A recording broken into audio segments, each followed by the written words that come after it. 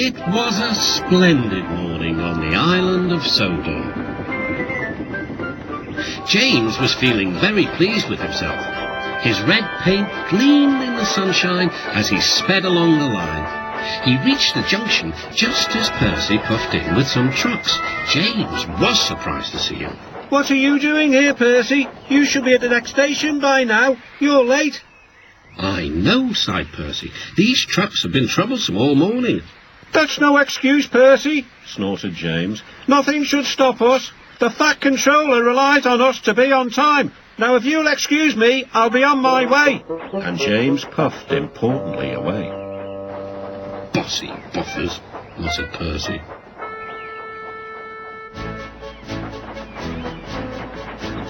James arrived at the harbour. It was market day.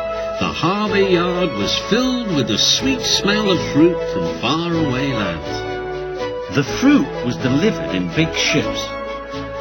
James watched as strawberries, oranges, melons and bananas were carefully loaded into his trucks. Then he set off for the station on the main line.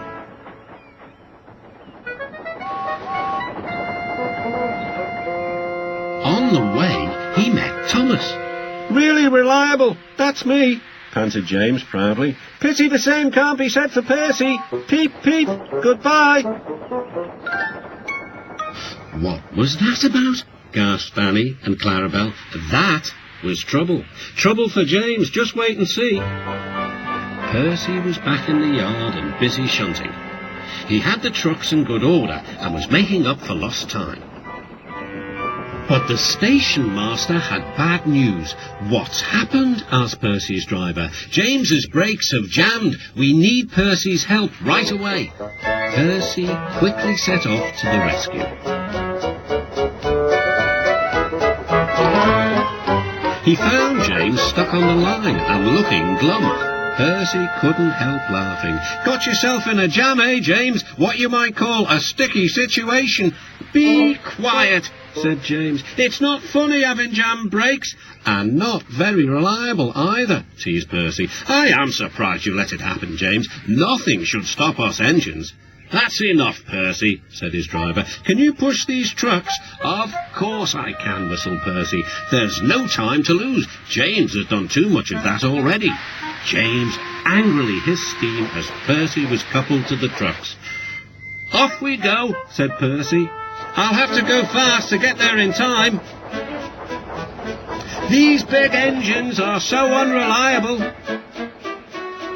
Be careful, Percy, called his driver, but Percy was in a hurry.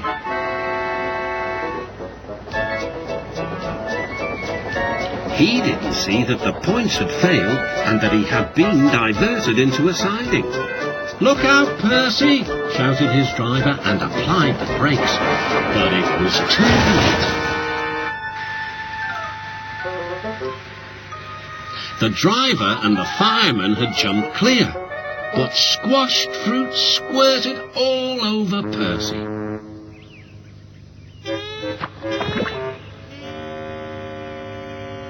The Fat Controller arrived. Percy, you are not to blame for the points failure, but I do not run a jam factory. Yes, sir. No, sir. And Percy squelched sadly away. That night, the shed was silent. James and Percy felt very sorry for themselves. At last, Thomas spoke. You know, he said to no engine in particular, there's more than one way to get jammed. We all learned that today. Still there was silence. What's more, continued Thomas, we also learned that sometimes when engines help each other out of a jam, things can still go wrong.